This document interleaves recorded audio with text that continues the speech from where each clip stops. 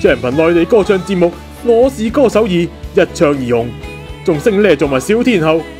連講句嘢都串過人啊！而喺嚟緊嘅《我是歌手3》，香港代表就有古巨基，其他對手有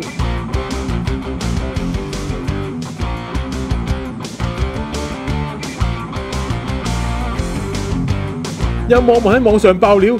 指古巨基做主持之餘，仲大唱金曲愛粵城啊！